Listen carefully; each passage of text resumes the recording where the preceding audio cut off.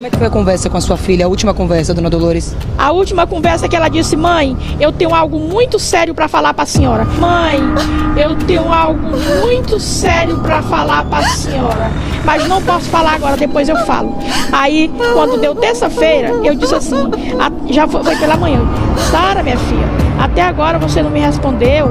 Fale comigo, diga o que era que você queria falar comigo. Mas eu tenho certeza que aquele áudio quem viu foi aquele infeliz. Não foi a minha filha, foi ele que olhou e não respondeu mais. Que eu saiba, pra mim, minha irmã nunca relatou isso. Que eu saiba, pra mim, minha irmã nunca relatou isso. Rumores fortíssimos vieram recentemente à tona sobre a provável gravidez de 2 meses de Sara Mariano, que fazia planos de fugir da Bahia por medo do marido e também por vergonha da igreja. Enquanto pensávamos e imaginávamos que estávamos tratando apenas de uma vítima desse crime brutal, suspeitas foram levantadas de que provavelmente haviam 2 pessoas na cena do crime. Uma carbonizada e a outra cozida na barriga da mãe.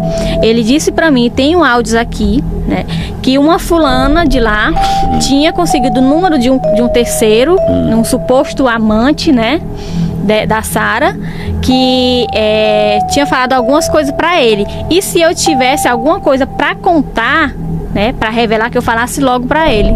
De acordo com o áudio, Sara estava sofrendo ameaças da esposa de um homem que ela estava se relacionando. Mas, na verdade, quem executou Sara Mariano? O marido? O amante?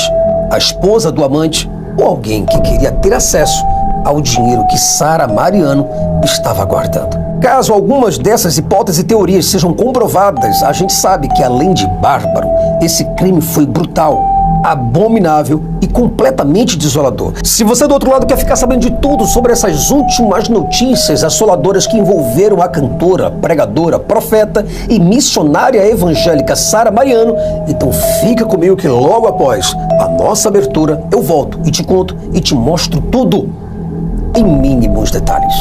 Além da Fé com Jason Ferrer. Brasil!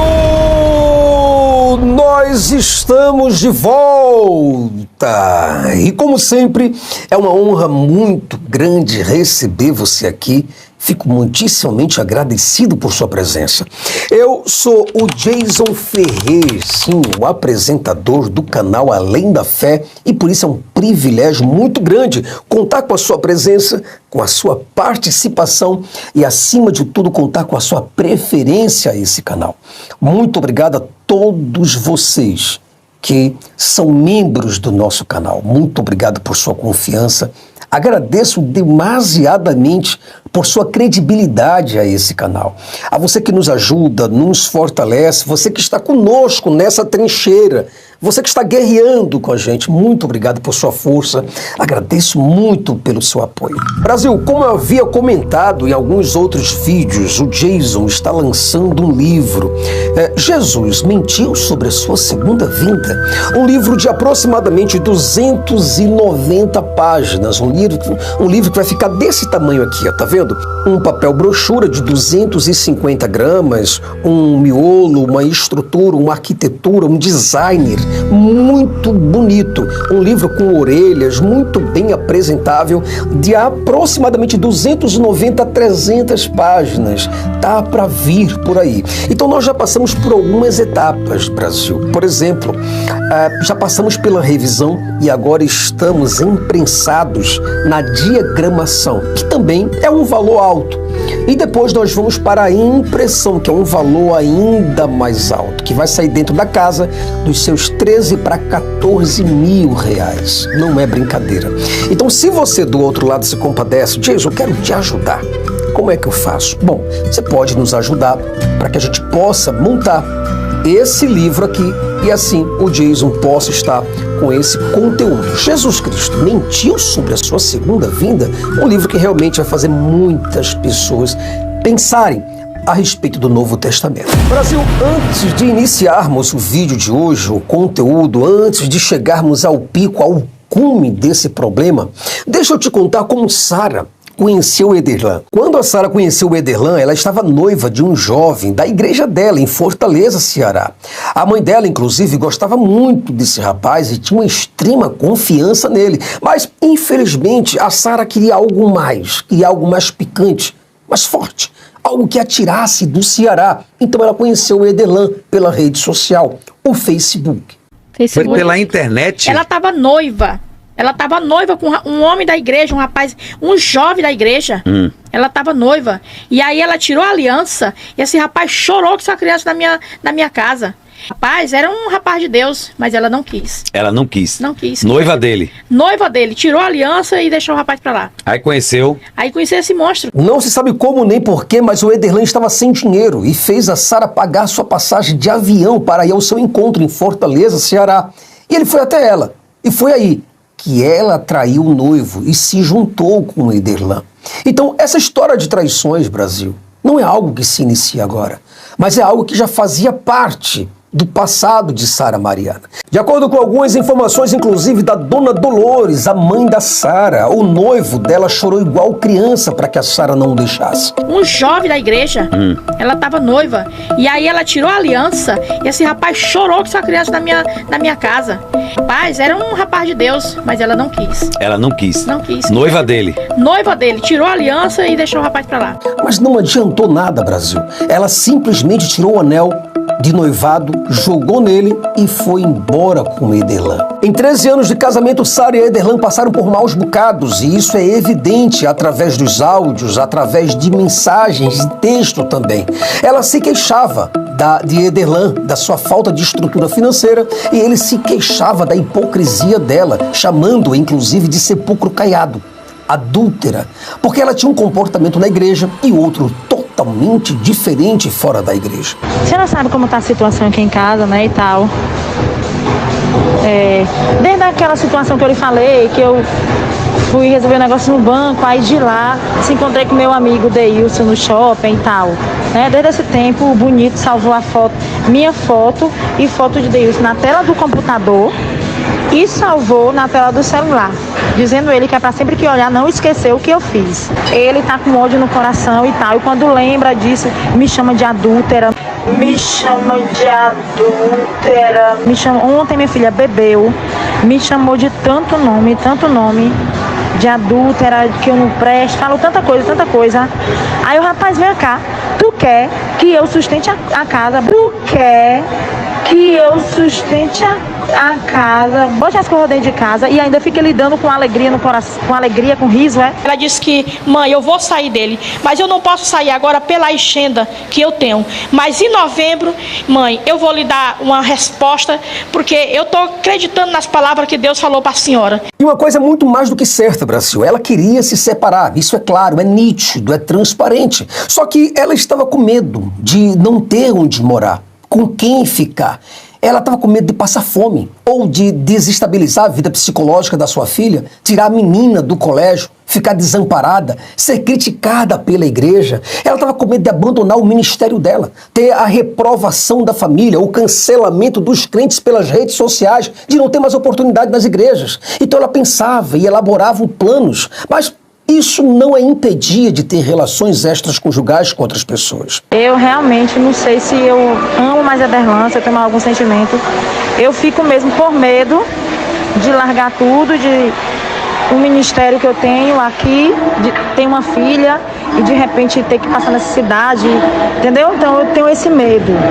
E por aquele medo também, meu Deus, eu queria até que a morte separe, mas não sei se eu vou suportar. Todas as mensagens do telefone dela, Brasil, ela apagava todas as mensagens, não apenas aquelas que ela mandava para a mãe ou para a irmã, para as amigas, mas também para os varões ungidos. O qual ele já tinha pegado o celular dela, e já tinha botado lá no computador dele. Essas palavras também ela apagou, mas teve outros que eu peguei e aí compromete junto com essa palavra. E agora, recentemente, uma fonte revelou que Sara estava correndo riscos, porque a mulher de um dos homens, de uma das pessoas que Sara se relacionou, pegou um áudio de Sara no telefone do marido dela. Então, ela foi até a porta da academia para tomar satisfação com Sara e lhe fazer horrendas ameaças. Ele disse pra mim, tem áudios aqui, né, que uma fulana de lá tinha conseguido o número de um terceiro, um suposto amante, né, da Sara, que tinha falado algumas coisas pra ele. E se eu tivesse alguma coisa pra contar, né, pra revelar, que eu falasse logo pra ele. Ele falando com você? E ele falando comigo. Isso Foi no sério áudio. isso? Sim, eu tenho um áudio deles aqui. Inclusive tá tudo na mão do delegado. E aí eu disse assim pra ele, meu amor... Ele não mandou advogado. Meu amor, que eu saiba, pra mim, minha irmã nunca relatou isso. Essa pessoa que não quis revelar o seu nome recebeu um áudio onde Sara estava completamente desesperada, atônita, falando sobre a sua suposta gravidez e afirmando que ela não sabia mais o que fazer da vida dela se o Ederlan descobrisse. E a última vez também que falei com ela foi terça-feira, né? Segunda-feira, pelo telefone, que se fosse pelos áudios, eu tinha mandado pelo meu marido. Como é que foi a conversa com a sua filha, a última conversa, dona Dolores? A última conversa que ela disse, mãe, eu tenho algo muito sério para falar para a senhora, mas não posso falar agora, depois eu falo. Aí, quando deu terça-feira, eu disse assim, já foi pela manhã, Sara, minha filha, até agora você não me respondeu, fale comigo, diga o que era que você queria falar comigo, mas eu tenho certeza que aquele áudio quem viu foi aquele infeliz, não foi a minha filha, foi ele que olhou e não respondeu mais. Sem contar que o Ederlan já estava suspeitando e fazendo perguntas sérias e chatas para a própria Sara sobre a mudança do seu próprio corpo e sobre o seu comportamento estranho. Porque Sara, por diversas vezes, deixava o Ederlan dormindo e ia para a sala com o celular, conversar com outras pessoas.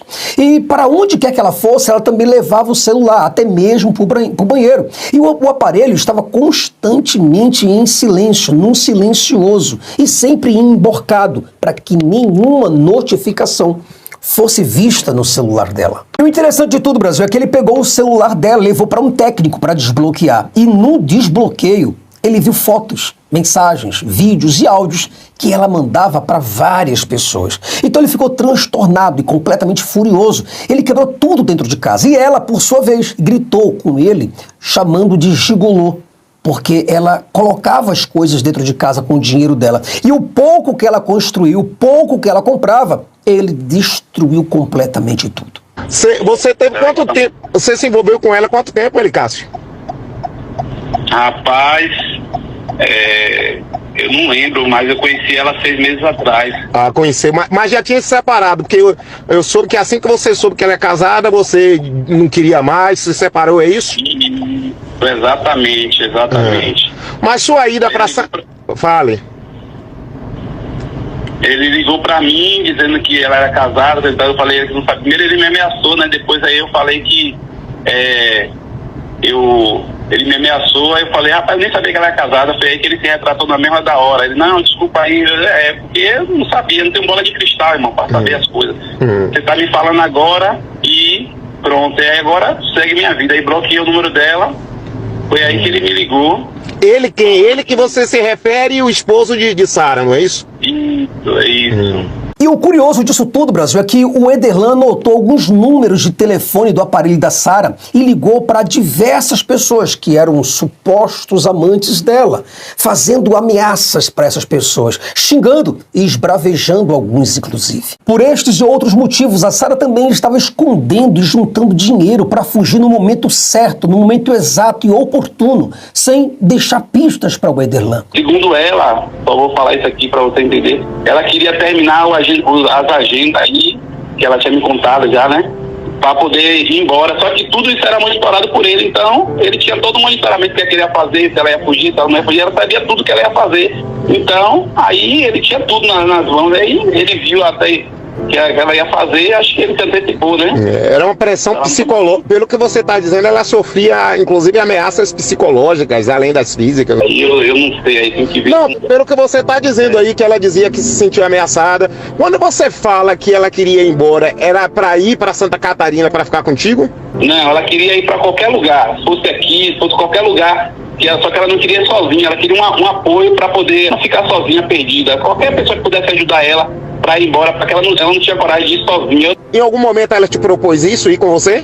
2 meses atrás, que eu tenho quase 2 meses aqui, ela falou que queria, deixa eu ir pra aí, porque ela queria se esconder, né? Só que eu não, vai resolver sua vida, eu não quero problema. Então eu disse, não, você tem que procurar sua família. Depois aí que eu bloqueei ela e já não tive mais contato. Ela também orava, ela jejuava a Deus, pedindo a Deus e pedindo para algumas irmãs de oração e da sua própria confiança para que Deus levasse o Ederlan. E ela estava fazendo um propósito de oração no monte. Mas eu tô orando, fiz uma campanha com Deus no monte durante 4 terça-feira, já acabou, né, para Deus me ajudar, me dar uma resposta, resolver essa situação.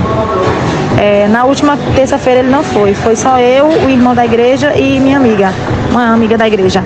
Aí, só que ninguém sabe esse meu propósito, só a senhora, né, e eu e Deus. E eu sei que a senhora está orando aí também para Deus entrar com providência nessa situação. E eu sei que a senhora está orando aí também para Deus entrar com providência nessa situação. Aí tá complicado, entendeu?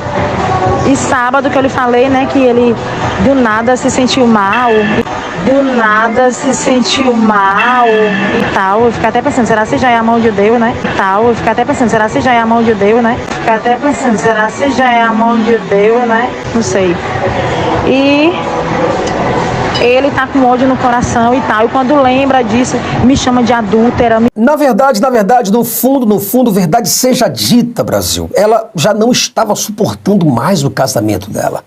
Ela estava com medo de contar a verdade para ele e se separar. E ir embora numa boa. Ela queria ir embora. Mas o interessante de tudo, Brasil, é que o Ederlan estava extremamente desconfiado com a mudança do corpo e do comportamento de Sara. E um dia desses, um dia qualquer, a Sara, ela foi jogar o lixo para fora de casa e ouviu e viu o Ederlan falando com um homem conhecido como Cara Queimada sobre a compra de uma arma de fogo. Então ela pensou que ele já havia descoberto tudo e estava intentando fazer-lhe algum mal, alguma coisa contra ela. Minha filha, ele estava querendo comprar uma arma. Eu não vou jogar o lixo lá em fora, tem uma semana. Aí demorando, eu fui na ponta de pé pra ver ele. Aí ele tava no telefone falando. Eu pensei que ele tava falando com um rapaz aqui, que é um cara queimado aqui do bairro, que jogaram o ácido na cara dele. Ele era gente ruim também, né? E tem cara queimado, aí fica no meio lá do tráfico dessas coisas. Aí puxei conversa, que ela disse, não, é que o cara queimado tá trazendo uma arma aí pra mim ver, que eu quero comprar uma arma. Aí eu disse, se tu comprar uma arma, eu me separo de tu, viu? Porque do jeito que tu é, com arma, tu já destrói tudo sem arma, imagina tu com arma. Ele, não, Deus me livre, eu mesmo não. Diante de todas essas circunstâncias, Brasil, é evidente que a polícia ainda tem muito o que investigar. A perícia ainda tem outros exames para fazer. Muita coisa ainda vai ser coletada. Não se sabe, inclusive, se vai haver exumação do corpo da Sara. Algumas investigações correm em segredo de justiça. Algumas pessoas estão sendo inclusive intimadas para dar maiores detalhes e esclarecimentos sobre o caso. Outras testemunhas estão sendo ouvidas. Novas peças estão sendo reformuladas. Novas pessoas estão entrando no caso da Sara Mariano. E por fim, o advogado do Ederlan deixou claro que ele não confessou o crime. Pelo menos é o que consta no processo, Brasil. Estou julgando o ato dela, não cabe a mim. Ela tem o direito de fazer o que foi, mas tinha relacionamentos extraconjugais, e não só um, vários, com comprovação, com vídeos. Ele chega a dizer a mim que tem uma novela agora da Globo, que tem uma atriz que fica gravando vídeos pornográficos expondo, que ele se lembrou daquela situação, que ele se recorda daquela situação, e que ele foi desabafar com o clã da igreja que pertencia, e que aí chegaram e conversaram com ele acerca dos fatos. Eu falei para vocês, o processo para mim é segredo de justiça, eu tenho muito cuidado, sou diferente de outras pessoas. Quando for quebrado o segredo de justiça, eu vou dar nomes das pessoas envolvidas, mas não cabe a mim, nesse momento, estar atrapalhando o trabalho da polícia, e sim esclarecendo os fatos que já foram expostos pelas pessoas envolvidas nas apurações. Ele se considera inocente, então? Se considera inocente, ele é inocente, ele nega qualquer tipo de confissão. Eu tive acesso aos autos, do que eu tive de acesso, eu não vejo confissão dele em momento algum. Ele não confessa, eu participei do crime, eu mandei matar, eu matei. Ele não fala isso em momento algum. Que a verdade apareça e os verdadeiros ou o verdadeiro autor desse crime venha a ser identificado por ele. Ela foi recentemente para Maceió com esse companheiro dela, com essa pessoa que ela tinha um relacionamento de prenome Alicácio, e ele também não contratou, não comprou passagem de avião, e ela foi viver lá um relacionamento extraconjugal que ela vivia com outra pessoa. Brasil!